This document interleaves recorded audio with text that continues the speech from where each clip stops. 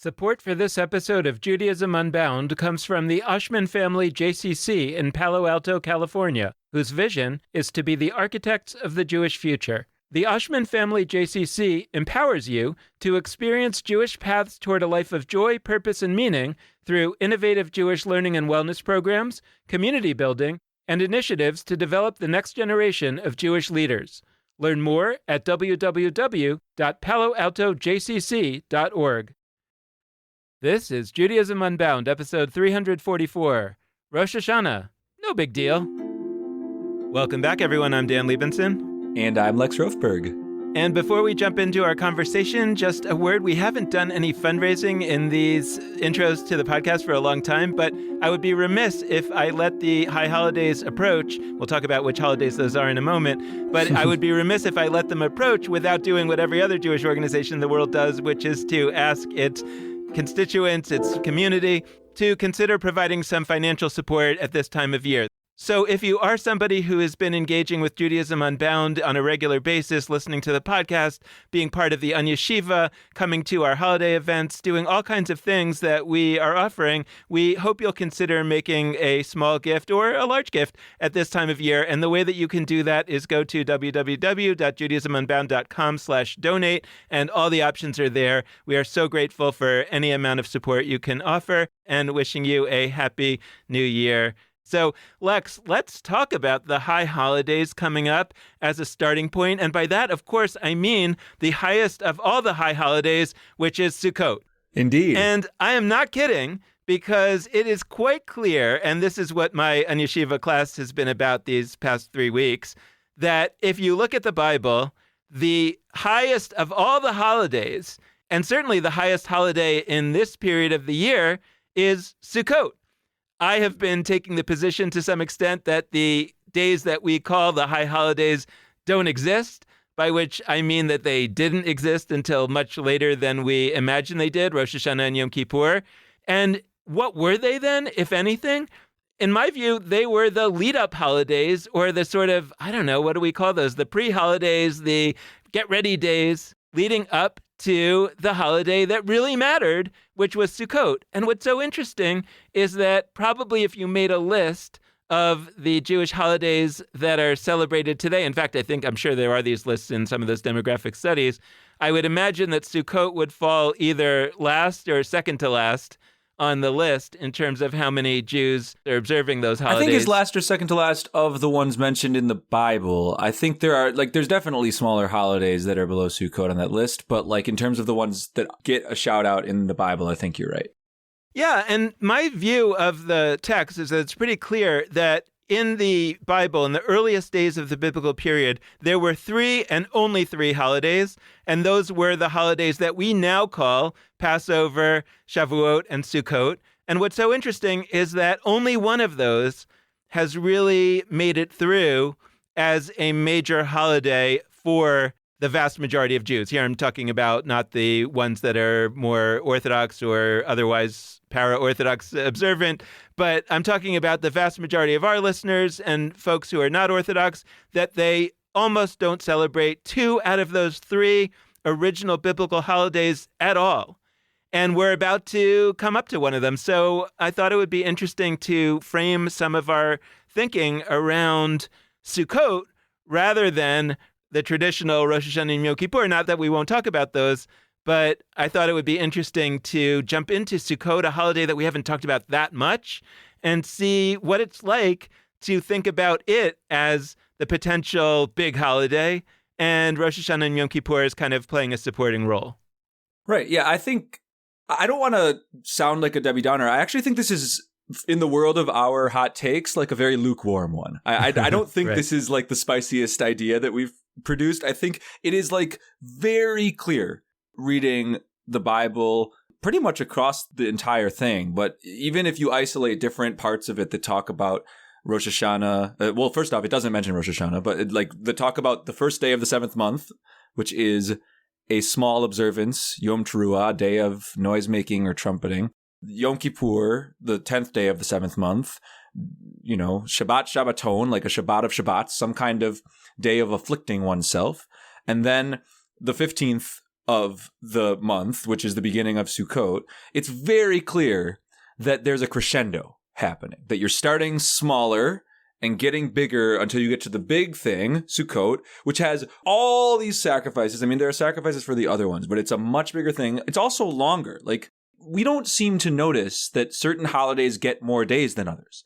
And we're actually in a society where I think one-day observances are seen as like a bigger deal than spread out observances because it's like more climactic to fit everything into one day. But I think from the Torah's perspective, like Sukkot has 7 days, not 8 in the Torah. There's a thing on the 8th day, Shemini Atzeret. But Sukkot has 7 days because it's like 7 times the thing. It's a much bigger thing. And we have lost that at a certain point, even within Jewish life, but especially secularly, and it's interesting because you talk to Christians about Christmas and some of them know like it's not actually a one-day thing. It's like it's a long thing. That's why you've got the Advent calendars. Some people, there's the starting point from December 25th that actually goes into January when certain Christian observances are. Like, we lost this idea that big observances in terms of the amount of time they take up matter a lot. And I think that makes sense because I think it's hard to like maintain momentum for that long. But anyway, the other thing is just let's think about the moon for a second. At the beginning of a month, there's not a moon there visibly. It's a new moon.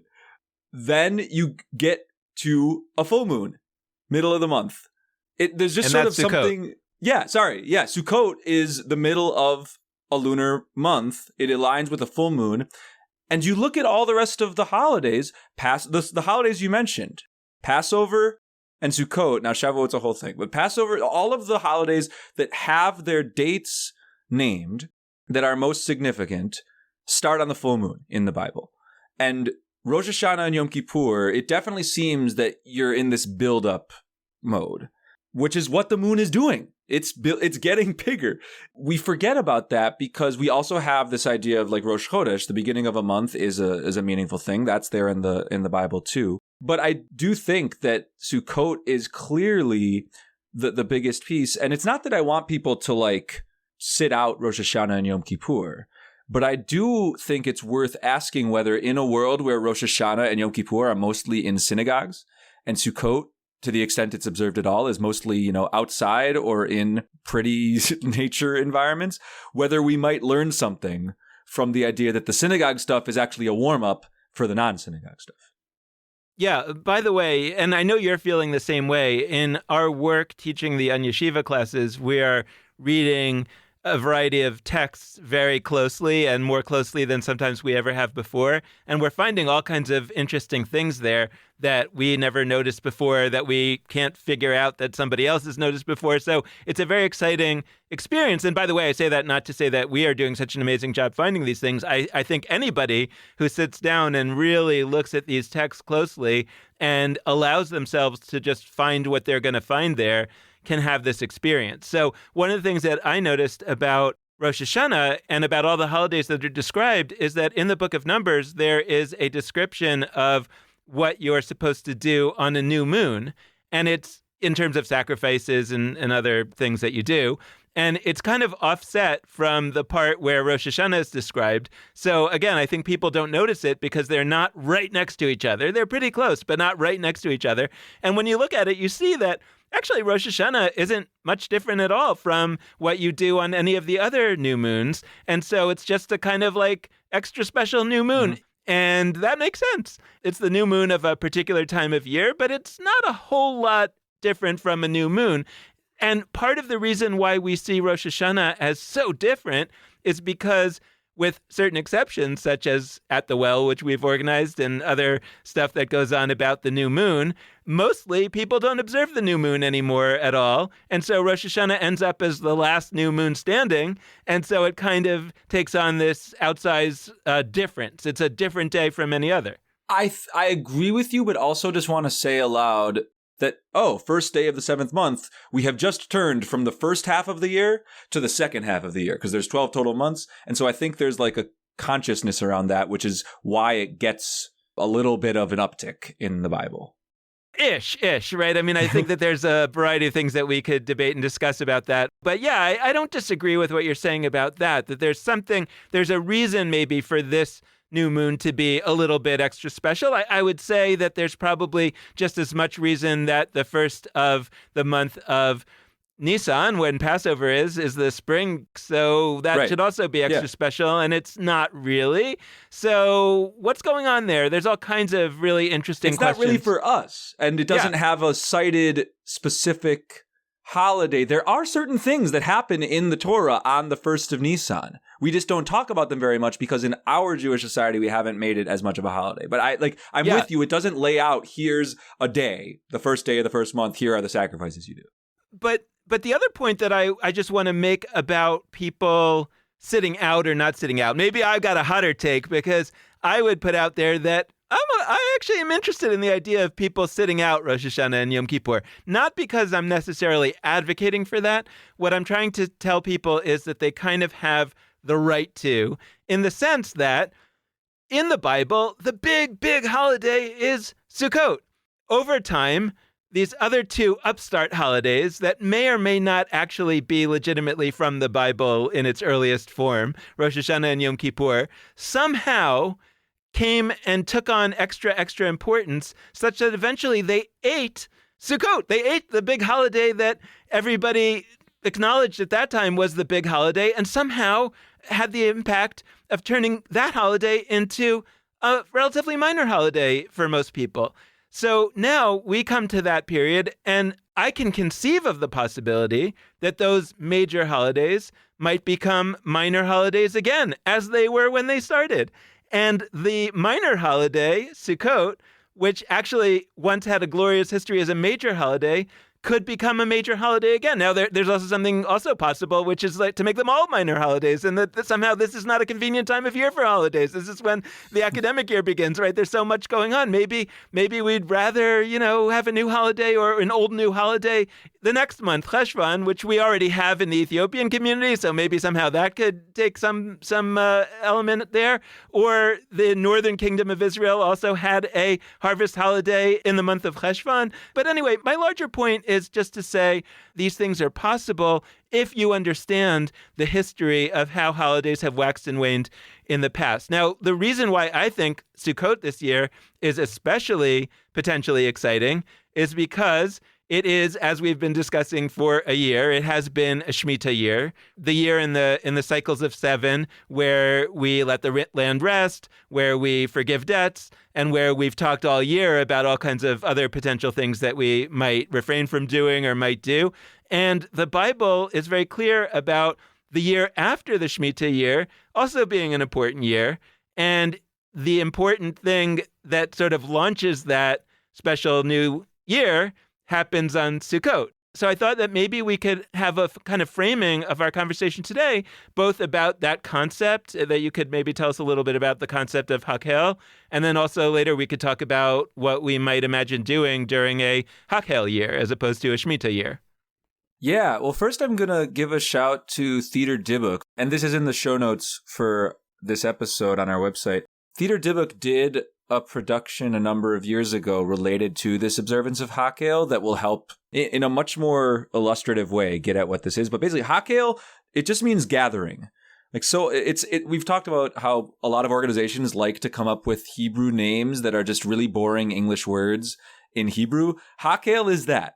It just says in the Torah, during Sukkot, the year after Shemitah, everybody gathers. Hakhel. And it's this festival, basically. The word Chag, Sukkot is called the Chag in rabbinic literature, like the holiday. And so there's a way in which one could argue that if you say Chag Sameach, like happy holiday, on any holiday that isn't Sukkot, you're kind of missing the point. But yeah, and by the way, I always like to point out how the pronunciation of Chag in Arabic is Hajj. Right, exactly. Yeah, the pilgrimage, when people go on Hajj to Mecca, it is super, you can see the resonances of that Muslim tradition with the idea of going on pilgrimage to Jerusalem for Sukkot. And the sense is there were also those two other pilgrimages, but it seems evident that whatever number of people actually did those, which may not have been that many, but like whichever number did those, more did it for Sukkot than for Passover and Shavuot, probably. But yeah, I think that there's so much here. And what I like about what you said about you have permission to sit out Rosh Hashanah and Yom Kippur.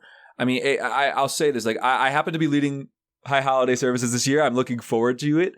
And when I say high holidays in that context, I mean Rosh Hashanah and Yom Kippur services. So I'm not against attending those things. I am against, if I'm being blunt, the way that a lot of those services go and how top down they are and how frontal performance they are, with rabbis and cantors doing almost all of the doing and everybody else doing watching or amening. But what I like about Sukkot being the big one and Rosh Hashanah and Yom Kippur being warm-ups is that if you were going to distill Sukkot into like its essence, it's just joy time. It's like another name for it is Zman Simchatenu, like the time of our joy time. And if you were going to distill the essence of Yom Kippur, it's not joy time. It's, in the Bible, get rid of sins through a goat time. Now it's get through of sins in some other ways time. And Rosh Hashanah, I think it's sort of a middle ground. It's not about afflicting yourself, but it is still, the liturgy is very much about like a kingly God. And I think that Rosh Hashanah's liturgy actually does serve as a more warm-up, but a warm-up for Yom Kippur. So a lot of the themes are about atoning and introspection and very like serious dynamics. And Sukkot, throughout its history, I don't think anyone would call it solemn or serious. Like, yes, people take it seriously. If you're going to sleep outside for however many days, if you're going to eat in the sukkah every day or whatever, like, you have to commit to those things. But it's mostly like, let's hang out with some friends in a nice outdoor hut. That's it. And if that's a big thing, that actually sort of inscribes what we think religion is. If the big thing that religion is supposed to do is get you to like apologize and be better, that's like I don't know, the dynamic of that is very like stressful, heavy. Yeah. And if the big thing that religion or Judaism is supposed to do is to get you to go outside and chill with your buds and eat and sleep and have fun, that's a very different meaning for what religion is. And I think there's like, you could hear this as me being like super postmodernist and trying to redefine everything. I do think that's actually what the ancient way of doing the fall, the autumn, was. So we might as well lean into that, especially because it could allow us to experiment. The other great thing about Sukkot is it's kind of a blanker slate. You don't have hours upon hours of liturgy. You have some liturgy traditionally, but there's more that you can do creatively in the Judaism Unbound sense to like come up with new ways of observing it. I was just thinking as you were talking, like, do you have a theory about why Sukkot fell out of practice? I mean, I guess I kind of have two. One is that I think that Rosh Hashanah and Yom Kippur ate it, like somehow, and like, and why that I'm less sure about, because I'm less sure about exactly when that happened, what was the basis, but it feels like maybe the heaviness ate the lightness because people were living in dark times. And so these holidays that are heavier and that are more about, we sinned because that's why we're here in exile, is because we sinned and we're so bad and we have to repent and maybe then we'll be able to go back in. That feels like it has more resonance in a time like that than a time of, hey, let's hang out and have fun with our friends outside. So that's like number one theory. And then number two is the climate, that as many Jews ended up living in European climates that are just cold in the autumn. It's not as happy. It's not as fun to be sitting outside. It feels a little bit like a burden. And sure, people did it, but maybe with like less enthusiasm than we could imagine them doing it in the land of Israel. And somehow it became a bit of a burden of a holiday as opposed to a joyous holiday. And so then over time, there were opportunities to emphasize some things and de-emphasize others, or, people came to America or whatever, this kind of one by that time had lost its happiness and so just became an easy one to neglect. I don't know. Do you have other theories? I totally agree with both of those things. I think that the climate absolutely plays a role there, like being outside, even when it's a little cold. For certain sectors of there's always been older people, there's always been sick people, there's always been, like, that's not new. And so having an outdoor observance that is a little bit challenging and difficult, like automatically you're creating a situation where certain people are going to struggle to observe that, and where communities rightfully, not wrongfully, are going to say like, maybe this shouldn't be our central thing if we're boxing out elders who can't sleep outside in the sukkah, if we're boxing out people who get sick and could really face some consequences. So like there's legitimate reasons that being in areas of the world that they're colder could have made Sukkot less important. I also think that like oppression is part of this. I mean, not to say that what I've faced in my life is comparable to oppression in the Middle Ages or more recently, but like when I had a landlord, recently my wife and we bought a home, and it's incredible. And this Sukkot will be my first one where we sort of have our own domain, and we're going to be able to have our own sukkah without any permission from anyone, which is kind of a unique moment for us. But like when we had a landlord, they said, you can't build that. Like you can't do that. Could I have like tried to argue that that's like a free exercise violation? Could I maybe, but I didn't. And I think most people don't. And I think that's like a microcosm of how if you're living under the domain, even if you have your own house, like if you're in a society where there are governmental authorities or others that control your actions, like building a bunch of houses, building a bunch of outdoor huts that are, I don't want to say intrusive, but that like take up literal space. Lots of places just wouldn't let you do that probably. Or you could face real consequences. We could talk about all the different places where being Jewish itself was a kind of transgression in Christian societies. So I think that could probably be part of it too. Like all of this is conjecture. I'd be interested if there's people who have like looked into this. In general, I think we have studied not enough why holidays get bigger and smaller. For a while, I think we were taking for granted that like, oh, whatever holidays are big now, they were kind of big before. And whichever ones are small now, they were small before. But when you take even 1 or 2 seconds, it's clear that that's not the case with Sukkot. So definitely that like being in areas of the world where it's tougher plays a key part of it. But I like the fact that it's a little wonky and strange, the both building strange structures that people could criticize outside.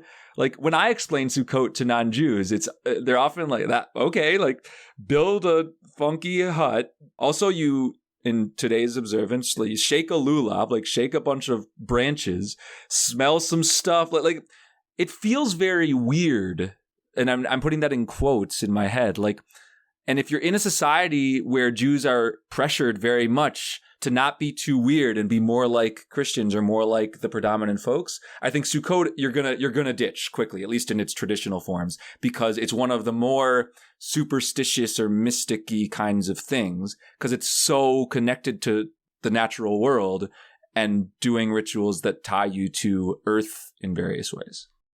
Well, I like you bringing in all of those additional theories, because I actually think that there's a lot of folks out there we know in our listenership, but I think beyond, who really like the idea of that if the reason why we are doing or not doing a certain thing is because of oppression, our history of oppression, then that's a reason to start doing it again.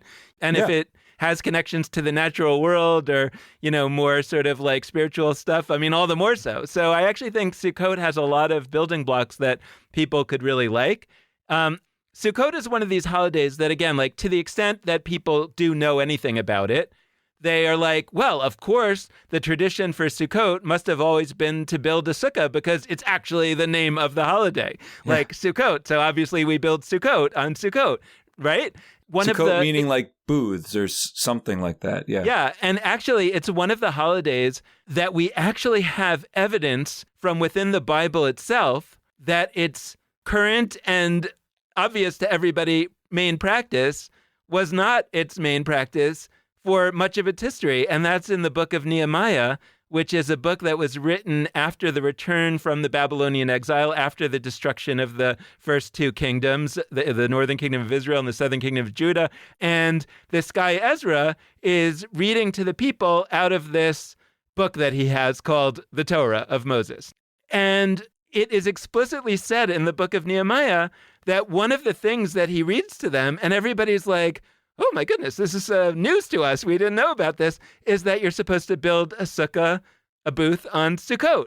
And so the question is like, what were they doing? Why was it called Sukkot? Maybe it wasn't called Sukkot. What was it before they discovered this? But the book of Nehemiah actually says that they had never fulfilled this custom of building a sukkah since the time of Joshua. Now, Joshua is Moses' successor. So if you haven't done something since the time of Joshua, that basically means you haven't done something since the time of Moses.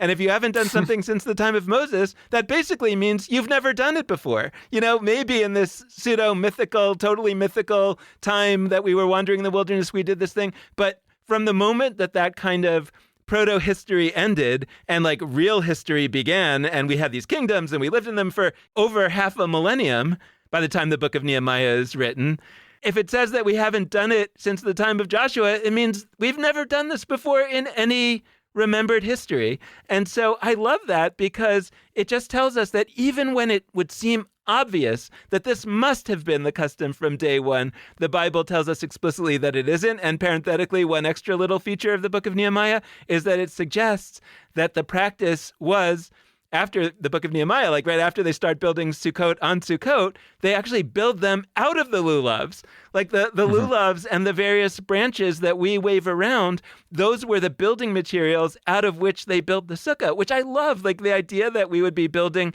sukkahs out of lulavs and that would be the rule. I mean, I think it'd probably be pretty expensive. So I'm not exactly sure, whatever. But I mean, like the idea, people don't even know about that and don't even have a picture in their mind of a sukkah built out of lulavs, but it appears that that's the original sukkah. Yeah, and it would also be less expensive if we took a second to ask what is a lulav and maybe defined it as a broader set of branches that, like, in today's world, a lulav is like an expensive thing that you buy from specific places. It probably wasn't the case that a few thousand years ago you like bought a specific like I think it was branches from around. I'm actually flashing a few years ago. There was somebody, I'll try to find it for the show notes, who was creating like a online resource for people to identify branches that are indigenous to the regions they're living in, just like plants that are around that they could shake as their lulav, in the same way that whatever branches were used to shake lulavs in the land of the Bible were indigenous to those lands. So like, yeah, to me, we should not believe that it must be the specific thing that we have to buy anyway. But yeah, like let's do a little bit of Hakel specific stuff. So you're a Shemitah expert. Tell us about Hakel and what that's all about. Great. Yeah. We're going to be experiencing Hakel. The first thing we should say about Hakel is that it's kind of another blank slate ritual. I'm obsessed with blank slate rituals that are mentioned in really old texts, but haven't really been observed for thousands of years in any consistent way. I'm obsessed with them because they have all the pieces that I want for a ritual. One is that they feel really, #authentic because they're old and mentioned in the Bible, but they don't have the baggage that certain things that feel authentic have, which is like, here's exactly how we must do them because for 300 or 500 or 1,000 years, we've always done it this way. So Hakel, I want to start by saying there really isn't that much of a here's what it is. But what is clear is that it is some kind of gathering that takes place during the Sukkot of the first year after a Shemitah, which is also the first year of the next Shemitah cycle. So like it's hard. The language is hard because it's like an octave on the piano. Like there's 8 notes in an octave, but the first note and the last note, if you're playing the white keys on a keyboard, there's a C and then there's another C. So is that second C part of the octave or is it part of the next octave? Well, yes, both. But Hakel with the Shemitah cycle seems to be a kind of page turn where you go from one period of 7 years to the next. So that excites me because it's a time for us to take on what Nigel Savage encouraged us to do a few weeks ago, which is really ask like, oh, what is the next 7-year period going to be? What do we want it to be? What do we want it to be on an individual level? What do we want it to be on a communal level? What do we want it to be on a society-wide level? What are like real policies that we want to see come to pass? We just spoke with Jenny Rosen about how literally our world is at stake, right? Like or at least human inhabitation of our world is at stake. So this is a moment, this Hakel, that first off, it's unlike it's not like every year. It's fun to have an observance that only comes every 7 years. But you could make an argument that this is the most important Hakel there's ever been in terms of like whether or not we can sustain life on this planet.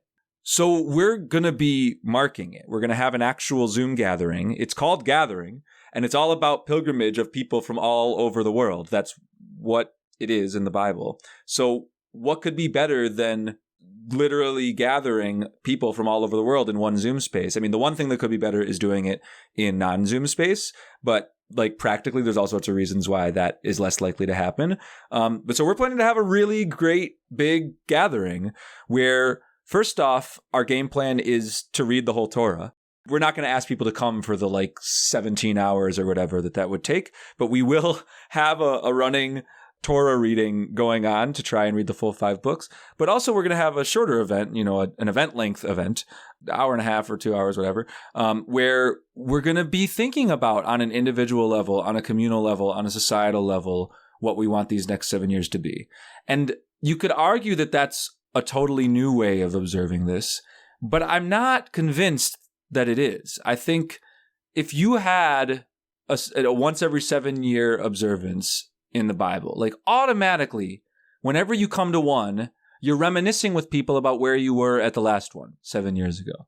You're envisioning where you'll be at the next one 7 years from now. Like that's not just every 7 year rituals. When I go to a Super Bowl party, I think about where I was at the last Super Bowl party. I consider where I might be. That's just what ritual does. So I kind of just want to set as a foundation that we're just going to do something every 7 years that involves gathering a bunch of people and setting some intentions. So that's what I am hoping Hakel can be.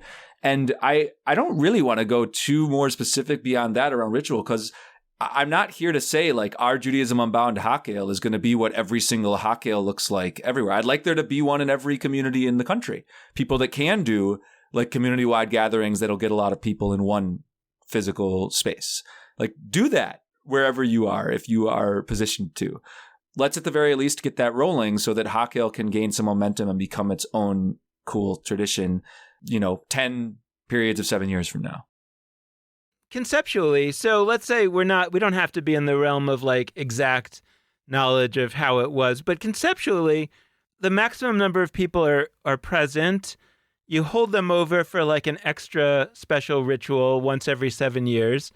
And that makes sense. So the reason why I'm bringing that up is I'm thinking like we're talking about creating a special Hakel ritual for Judaism Unbound, and then that other communities could do their thing and whatever. But like in our time, it's kind of like a special extra thing, like because people are not all assembling for Sukkot.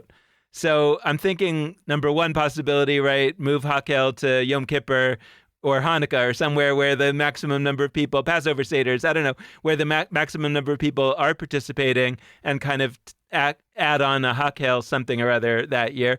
That's one possibility that might like connect more to that idea that you're just kind of adding on to where the thing that maximally people are doing anyway. But I'm thinking beyond that. I'm thinking like, okay, well, if I were actually thinking about this 7 years ago, so now I'm thinking a little bit about it for the 7 years from now, how would we do this new ritual that comes at the end of the Shemitah year, the function of which is to reorient our thinking from this year of sort of pausing and releasing into this new, like you said, the sort of the next octave, the next cycle of somehow, as we've been talking about, living the next 6 years differently from how we lived the past 6 years. And that actually does connect thematically to the Rosh Hashanah Yom Kippur notions of opening up a new page, turning over a new leaf, thinking about how we're going to live this year differently from how we lived last year. So there's some like thematic overlap to the time. I think it's an interesting idea to redefine the Hakel year as the year that follows the Shemitah year. And the function of the Shemitah year is to release, and the function of the Hakel year is to plan the next 5 years after the Hakel year. Doing some amount of consideration around just each year. I mean, I mentioned octaves before, like going up a scale. Ba, ba, ba, ba, ba, ba, ba, ba. Like if each year brought us both a little farther from the previous Shemitah, a little closer to the next one, if we just sort of were generally living in not just yearly time. Most of us do live in yearly time. Like we're aware when the days are getting longer, when the days are getting shorter, when the weather's getting warmer, when the weather's getting cooler. We have all sorts of associations for yearly time, but we don't have associations for to yearly time, like 7 yearly. I don't have a term for it. I guess sabbatical time would be the closest time word that we have. I don't know that we need to really be tackling the whole thing each year. I think if we just in year one are like, okay, what is it to be in a place of beginnings for a year? To be in 1/7 of a 7-part process, like how can we do year one? I don't think we need to figure out how we do years 1 through 6 or 1 through 7 in that first year. Just like, how are we doing year one? And then year two. And then like, if we actually collectively commit to this in a bunch of Shemitah cycles, we will have just by default created what we need. We're investing in the future versions of Dan and future versions of Lex and future versions of every one of us, because if we work on year one this time, we'll have it for the next year one. And if we salvage our planet, then we'll ensure that we have as many year ones to actually experience and not just a few. I think Hakhel, I do think it's tough. You both want it to have a million components because it only comes around every 7 years. Like you want it to be really solid and built up, because if it's not built up, how will people connect to it? But I think at the same time, if you try to create a million blessings, a million rituals, a million whatever for Hakhel, it's going to have the same effect that we've talked about, where there's just too much and none of it sticks. So I'm like torn in multiple directions about how we go about it. I mostly think that we should just take a little baby step by figuring out like, what is it to be in a space of beginning, in a beginning space for a whole year? Well, and another way that I'm interpreting what you're saying is that it would be cool if a lot of people out there try one small Hakhel thing each over the course of this year, over the course of this month, and then we find some ways where we can exchange information with one another about what people have been doing and what has had the most resonance for other people who hear about it. I mean, I kind of am imagining over time that that's how this new version or versions of Judaism are going to come about, that all sorts of people are not going to do huge things and are just going to do little things. I do want to say that, at least as a thought experiment, it appeals to me to have a year that follows the Shemitah year where we can kind of say, okay, during the Shemitah year, I had this idea, just like you were talking about with the notes, that there's always a D year and an E year and an F year, and each cycle of sevens, they get higher in, tone, but I mean, higher in effectiveness, right? Your F year, you're better at it the second cycle you've gone through it. You're doing more impressive things, et cetera. And so I guess maybe I'm trying to do too much here, but I'm thinking about the really thought-provoking and action-provoking for me, and I know for a lot of our listeners, how we've spent this past year understanding the Shemitah in a deeper way, and now being introduced to the idea that there's this next stage that could be called the Hakhel year. It already gets me thinking, what's the year after that? Yeah, see, so we may have a fun but real disagreement here. I don't want this year to be the Hakhel year. I don't envision Hakhel as a year name. Like, I think Hakhel is and has been, for good reason, a thing that happens in the year after Shemitah and not the year after Shemitah. Like, I'm actually not, like, I am interested in having a year Rishon, year one, year D, to use your terminology, the D of the scale that's just past the C. Like, I am interested in having that, but I don't want Hakhel to be the name for it. I think it's, and maybe this is just semantics, I want Hakhel to be a transcendent event that happens at the beginning of a year one, whatever the name is, that marks that we are in a year one. I don't want our investment in it to be equal to what we did this past year in Shemitah. Like, I think it's a smaller process, maybe like 1/7 the size of a process. And what you said, the thing I agreed with most of what you said is just like, try something this year once. For me, Hakhel, I'm not super invested in reading the Torah in the way that Hakhel has been. Like, we're actually going to do that, but I'm not convinced that that it's that big of a deal to read through the Torah once every 7 years. I am invested in having a moment where we specifically envision the next 7 years in a broad sense at the beginning of a 7-year cycle. And I think Hakhel hasn't been that. It hasn't. But I want to add that layer to Hakhel. I want to add it specifically to Hakhel, to a day in Sukkot that is at the beginning of a first year. And then, I hope ripples of that carry into the flavor of the rest of year one so that we're just generally envisioning what 7 years from now would be. Maybe we read the passages where there's a famine, where there's 7 years of famine, and 7 years of plenty. Like we force ourselves to think in 7-year increments. So we read all the Torah stuff about 7-year periods, which is not all Shemitah stuff. Some of it's just interesting stories.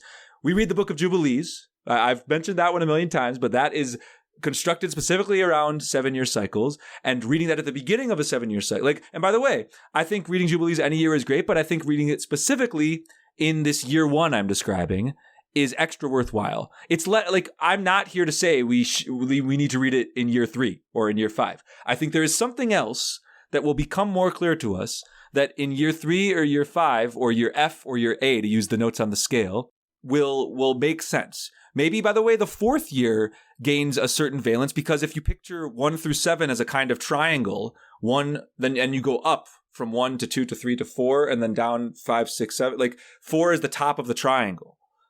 Maybe I'll put an image of this, of what I mean in my head. It makes sense to me.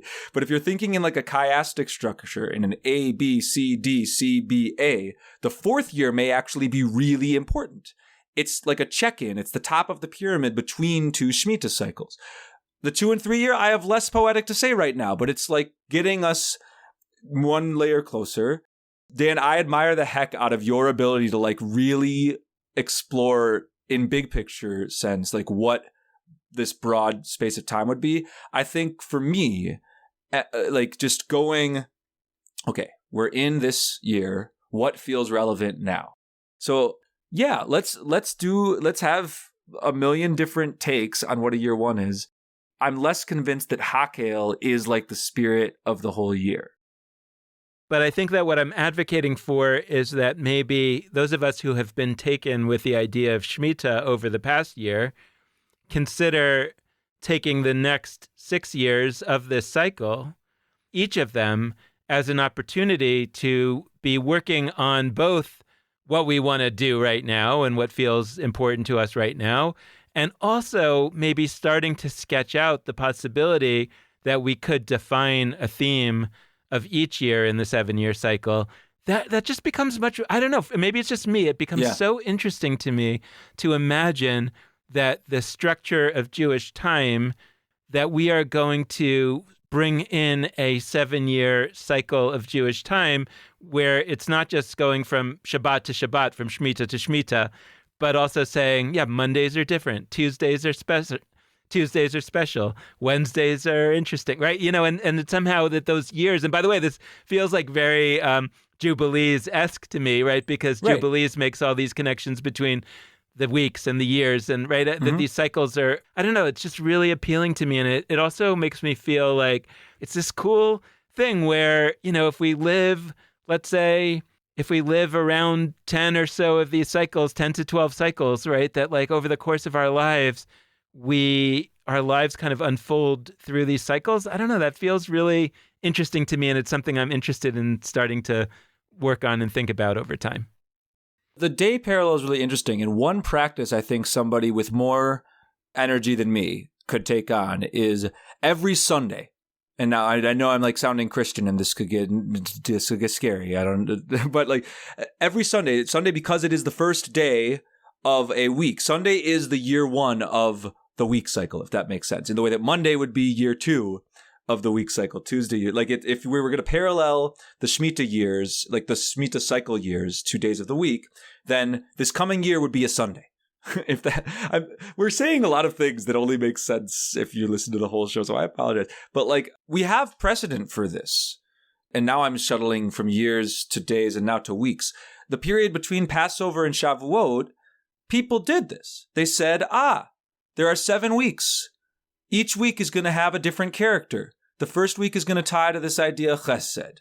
the first of the Kabbalistic Svirot. The second week is going to tie to Gvura. The second of we actually have that in Jewish tradition. So there's nothing stopping us from saying year one of the Shemitah cycle is like Chesed year. Now, I don't want to do the Kabbalistic Svirot for all sorts of reasons, but I do think that having a sense of this is our theme. When I was in school, we had this common trust. There were 5 adjectives that our school held very dear: kindness, respect, trust, honesty, fairness. We would cycle through, and those 5 things would be the theme of the year each year. And then once you did all 5, you'd go back.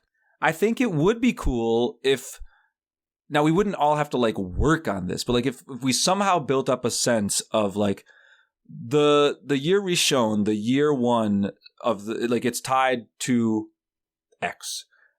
We figure this year is when we figure out what X is, or what a few X's are. We try them.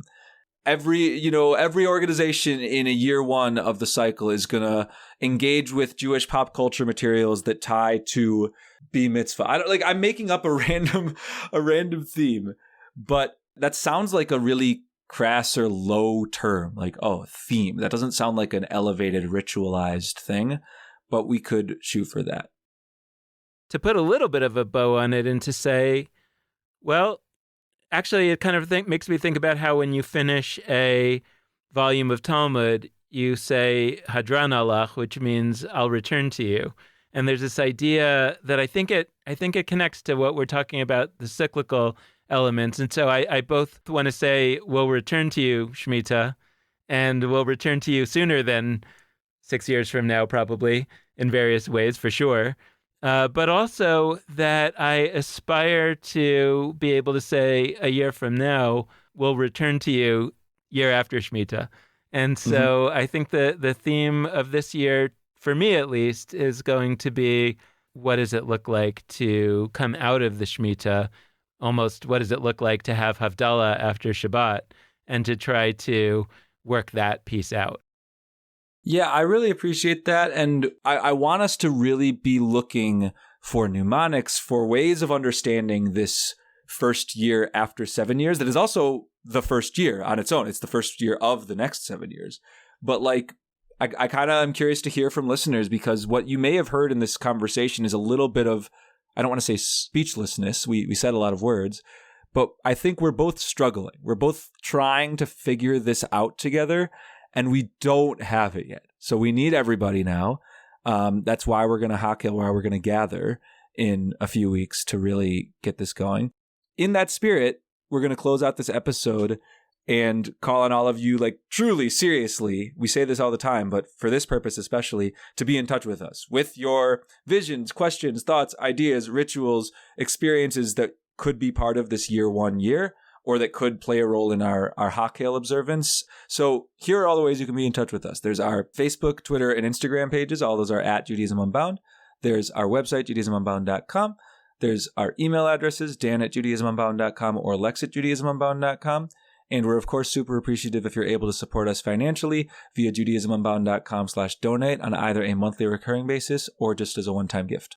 The last thing I'll say before we fully close is that we are soon going to be launching our full semester on yeshiva courses. We've had our 3-week mini courses that are underway as we speak, but stay tuned if you're on our email list for some emails about that, and head to our website if you're not yet on our email list so that you can hear about our full semester courses, which we'll be announcing very soon. So that's really the last bit. We're so grateful to all of you who have been listening to our show recently, and hope you will in the future. But with that, this has been Judaism Unbound. 9 more days of Shemitah.